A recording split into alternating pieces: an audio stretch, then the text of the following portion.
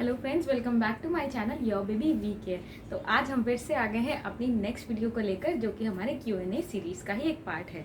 तो I hope कि आपने पहला वाला वीडियो ज़रूर देखा होगा और उसमें हमने जो क्वेश्चन अटेंड किए हैं वो आपको बहुत पसंद आए होंगे। और अगर अभी तक आपने नहीं देखा है तो प्लीज़ आप उसे ज़रूर चेकआउट करें। उसका लिंक आपको डिस्क्रिप्शन बॉक्स में या फिर ऊपर कार्ड में भी मिल जाएगा। इस वीडियो सीरीज़ में हमने हर वीक 5 क्वेश्चन अटेंड करने की कोशिश की है, जो कि अक्सर आप लोग हमसे पूछते रहते हैं। तो चलिए बिना टाइम वेस्ट किए शुरू करते हैं हमारे इस वीडियो को। आज जो हमने क्वेश्चंस लिए हैं वो हमने न्यू बॉर्न स्टार्टिंग सॉलिड्स और सिजेरियन के बाद होने वाली एक प्रॉब्लम से रिलेटेड क्वेश्चन लिए हैं। पहला क्वेश्चन रहेगा कि जब आपकी सिजेरियन डिलीवरी होती है उसके बाद कितनी ब्लीडिंग नॉर्मल है। तो जनरली ये होता है कि जब आपकी सिजेरियन होती है तो उसके बाद एक ब्लीडिंग रेगुलरली आपकी वजाइना से होती रहती है अराउंड 6 वीक्स या फिर 40 डेज़ के लिए। और ये बिल्कुल नॉर्मल है बिकॉज आपकी बॉडी रिकवर कर रही है। जो आपकी बॉडी में इतने टाइम तक 9 मंथ्स तक पीरियड्स नहीं आए होते हैं तो आपकी बॉडी में बहुत सारा म्यूकस, ब्लड और बहुत सारे टिश्यूज स्टोर होते हैं जिनको डिस्चार्ज होना बहुत ज़रूरी होता है। तो वो in the form of blood आपकी वजाइना के थ्रू निकलते रहते हैं और ये अराउंड 40 डेज़ के लिए होता है। तो इस मटेरियल को आप लोकिया कहते हैं। तो लोकिया का जो कलर होता है स्टार्टिंग में बहुत ज़्यादा थिक और डार्क होता है और धीरे धीरे करके ये थोड़ा लाइट होने लग जाता है। जब आपकी डिलीवरी होती है उसके बाद 1 वीक तक तो हैवी ब्लीडिंग होती है और उसके बाद इसे कम होना चाहिए। अगर ये कम नहीं होती है, बढ़ती जाती है, तो आपको डॉक्टर को कांटेक्ट करना है। लेकिन इस 1 वीक के बाद भी आपकी जो ब्लीडिंग है वो बहुत ज़्यादा हैवी है। समझ लीजिए जो क्लॉट्स निकल रहे हैं वो यानी एक बड़े नींबू के साइज से भी ज़्यादा बड़े हैं या उसके बराबर हैं, तो ये कॉज ऑफ कंसर्न है और इसके लिए आपको इग्नोर नहीं करना। इसके लिए आपको अपने डॉक्टर को ज़रूर रीच आउट करना है। तो जनरली ये 40 डेज़ के बाद ओवर हो जाती है। लेकिन अगर मान लीजिए आपकी ब्लीडिंग ओवर हो गई है और 1 वीक के बाद से आपको दोबारा ब्लीडिंग शुरू हो जाती है और वो वैसी ही ब्लीडिंग होती है जो कि आपके पीरियड्स के लिए होती है, तो बिल्कुल आप ये समझ सकते हैं कि आपके मेंस्ट्रुएशन स्टार्ट हो चुके हैं। तो अब आपकी बॉडी वापस रिकवर कर रही है और नॉर्मल बॉडी फंक्शन स्टार्ट हो रहे हैं। तो ये बिल्कुल भी परेशान होने की बात नहीं है, ये बिल्कुल नॉर्मल है। और अगर आप ब्रेस्ट फीड कर रहे हैं तो कई बार ऐसा होता है कि दोबारा पीरियड्स आने का टाइम थोड़ा डिले हो जाता है। जनरली 2 साल के अंदर कभी भी आपको आपके पीरियड्स वापस आ सकते हैं। तो आप बिल्कुल भी परेशान मत होइए। अगर 1 वीक के बाद भी दोबारा ब्लीडिंग शुरू हो जाती है तो वो आपके पीरियड्स ही हैं। और अगर मान लीजिए आपको 1 वीक के बाद या उसके कुछ टाइम बाद लगभग 2 साल के अंदर पीरियड्स नहीं भी आते हैं, then also it is normal है। सेकेंड क्वेश्चन जो बहुत ही कॉमन है, नए पेरेंट्स को अक्सर ये कन्फ्यूजन होती है कि जब उनका न्यूबॉर्न बॉर्न हुआ था उस टाइम पे उसका वेट थोड़ा ज़्यादा था और 1 हफ्ते के बाद उसका वेट कम हो गया। तो ऐसा क्यों हो रहा है? कहीं ऐसा तो नहीं है कि वो अपने बेबी को इनफ फीड नहीं करा पा रहे हैं? तो आप घबराइए मत, ये बिल्कुल नॉर्मल है। जनरली आपका जो बेबी है वो जब 1 वीक के अराउंड जो टाइम रहता है उसमें अपना बॉडी वेट जो है वो लूज़ करता है। अराउंड 5 to 10% के बीच में कितना भी वेट वो लूज़ कर सकता है। तो उसके बाद क्या होता है, ये वेट जनरली वो 2 वीक्स के टाइम पे रीगेन कर लेते हैं और वापस बर्थ वेट के अराउंड हो जाते हैं। तो जनरली पेरेंट्स इस चीज़ को लेकर परेशान हो जाते हैं कि जब बेबी बॉर्न हुआ था तो शायद वो 3.5 kg का था और जब तक डिस्चार्ज हो रहा है तब तक उसका वेट जो है वो काफ़ी कम हो गया है, मतलब थोड़ा सा लूज़ हो गया है। तो वो आपको डरने की ज़रूरत नहीं है, ये नॉर्मल है। बेबी जब पेट में होता है तो उसकी बॉडी में काफ़ी ज़्यादा पानी होता है तो वो भी कम होता है शुरुआती टाइम पे, तो इसी वजह से बेबी का वेट जो है वो थोड़ा सा लूज़ होता है। तो आप बिल्कुल मत डरें, ये नॉर्मल है। और अक्सर न्यू बॉर्न पेरेंट्स एक और बात को लेकर बहुत ज़्यादा परेशान रहते हैं कि उनका जो न्यू बेबी है वो दिन भर सोता रहता है लेकिन रात भर जगता है। तो ऐसे में आखिर क्या किया जाए, क्योंकि रात में आपको जगना नहीं होता है, दिन में आपको काम होते हैं और क्योंकि दिन में आपको बहुत सारे काम होते हैं और रात में आपको सोना होता है। बट जैसे ही आप सोने जाते हैं आपका बेबी जग जाता है। तो कोई बात नहीं, बिल्कुल मत घबराइए क्योंकि ये बहुत ही नॉर्मल है। जनरली मेजॉरिटी ऑफ न्यूबॉर्न्स जो होते हैं वो रात में जगते हैं और दिन में सोते हैं। ऐसा इसलिए होता है क्योंकि जब बेबी बूम में होते हैं तो उस टाइम पे दिन भर तो मम्मा वॉक कर रही होती है या कुछ काम कर रही होती हैं, तो उनको स्विंग जैसी फीलिंग आती है, जैसे लगता है कि उन्हें रॉक कर रहा है, तो वो दिन भर सो जाते हैं। लेकिन जब रात में मम्मा सोने जाती है, आपने अक्सर नोटिस किया होगा कि रात में ही बच्चे किक्स ज़्यादा मारते हैं जब आप सोने जाते हैं, या ऐसी कुछ फीलिंग आती है, ज़्यादा से ज़्यादा मूवमेंट्स आपको रात में ही मिलते हैं। तो बस वही चीज़ है। अभी ये ट्रांजिशन फेज़ है। जब आपका न्यू बॉर्न बेबी इस वर्ल्ड में आता है तो उसे अभी ये रूल्स नहीं पता है कि दिन में जगना है और रात में सोना है। तो उसकी जैसी फिजियोलॉजी बनी हुई है वो वैसे ही काम कर रहा होता है। और जब आप शुरुआत में कुछ दिनों तक ये देखते हैं, लगभग 60 डेज़ के आसपास का ये टाइम रहता है जब बेबी आपका रात में जगता है और दिन में सोता है। तो इसके लिए बस इतना सा करिए कि आप बेबी को इसकी आदत डालिए, यानी कि आप बेबी को फोर्स मत करिए सोने के लिए, बट हाँ आप उसका एनवायरनमेंट ऐसा सेटअप करिए दिन में बहुत ज़्यादा लाइट, कुछ नॉर्मल साउंड्स, अक्सर क्या होता है बच्चा दिन में सो रहा है तो हम उसके लिए आवाज़ें करना बंद कर देते हैं, हम सोचते हैं बेबी डिस्टर्ब ना हो जाए वरना रोने लगेगा, क्योंकि वो रात में ऐसा करता है। बट आपको बिल्कुल टेंशन नहीं लेनी है।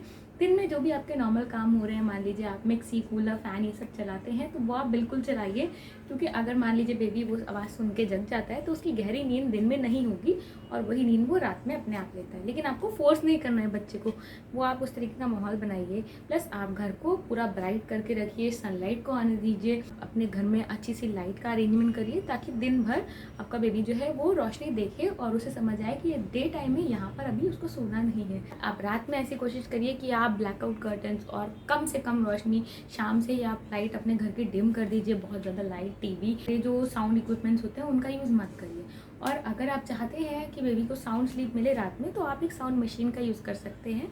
जनरली जो बेबी हमारे वूम में होता है तो उसको एक साउंड की आदत हो जाती है जो कि हमारे वूम की साउंड होती है, वो वैक्यूम क्लीनर से मिलती जुलती आवाज़ होती है। साउंड मशीन में वही आवाज़ होती है। आप ऑनलाइन भी बहुत सारे वाइट नॉइज़ को चेक कर सकते हैं, ऑनलाइन भी चेक कर सकते हैं, कुछ वाइट नॉइज़ अवेलेबल है, वो भी अपने बेबी के लिए प्ले कर सकते हैं। तो जब आपको बेबी को सुलाना है तो आप उसे वाइट नॉइज़ की आवाज़ सुनाएं तो बेबी को काफ़ी कंफर्टिंग लगता है, क्योंकि वो वोम की आवाज़ से मैचिंग है। उसके साथ ही साथ आप रात में ये कोशिश करें कि अंधेरा रहे, आवाज़ कम हो और सोने का माहौल बने। लगभग 10 से 15 दिन हो सकता है बेबी इसमें एडजस्ट करने में टाइम ले, और उसके बाद आपका जो बेबी है वो ठीक से सोने लगेगा जब आप उसको रात में सुलाना चाहेंगे। और जो दिन का टाइम है उसमें आपका बेबी जगेगा और बहुत सारी एक्टिविटीज़ में इन्वॉल्व रहेगा अगर आप उसे इन्वॉल्व करते हैं। लेकिन ध्यान दें कि आप बेबी को फोर्स मत करें। अगर आपका बेबी टायर्ड हो रहा है तो उसे प्लीज़ रेस्ट करने दें। हाँ, आप माहौल ऐसा बना के रखें दिन में ज़्यादा स्लीप इंड्यूस करने वाला माहौल ना रहे।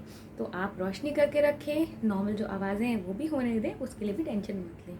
और नेक्स्ट क्वेश्चन जो न्यू बॉर्न बेबी के पेरेंट्स को होता है वो ये है कि मेरा बेबी जब से बॉर्न हुआ है तब से अभी तक उसने या तो पॉटी की ही नहीं है या तो बहुत ज़्यादा पॉटी कर रहा है, और कई बार पॉटी के कलर भी चेंज होते हैं। तो आपको बिल्कुल नहीं घबराना। जब आपका बेबी बॉर्न होता है तो उस टाइम पर उसकी पॉटी जो होती है वो थोड़ी सी डार्क ब्लैक शेड में होती है, उसको मेकोनियम बोलते हैं। वो पॉटी होती है जो बेबी जब आपके पेट में था तो वो पॉटी बनी थी, तो वो बहुत ही थिक और डार्क ब्लैक कलर में होती है। मेकोनियम है वो डार्क ही होती है। उसके बाद धीरे धीरे थोड़ा सा ट्रांजिशन करता है ग्रीन शेड की तरफ, और फिर धीरे धीरे ब्राउन और फिर येलो एक नॉर्मल कलर हो जाता है। तो अगर आप बेबी को ब्रेस्ट फीड कर रहे हैं, जनरली बेबी का जो पॉटी होता है उसका जो टेक्सचर होता है वो सीडी होता है, यानी कुछ वाइट वाइट उसमें स्पॉट्स दिखते हैं आपको बीच में, तो वो बिल्कुल नॉर्मल है। तो अगर क्योंकि ब्रेस्ट मिल्क में ऑलरेडी एक लैक्सेटिव एजेंट होता है जिसे कोलेस्ट्रम बोलते हैं, जो कि फॉर्मूला में नहीं होता है, तो आपके बेबी को जनरली 0 to 6 मंथ अगर आप एक्सक्लूसिव ब्रेस्ट फीड कर रहे हैं तो उसको कब्ज या कॉन्स्टिपेशन की भी प्रॉब्लम नहीं होती है। और बेबी एक दिन में कितनी बार पॉटी करता है ये डिपेंड करता है।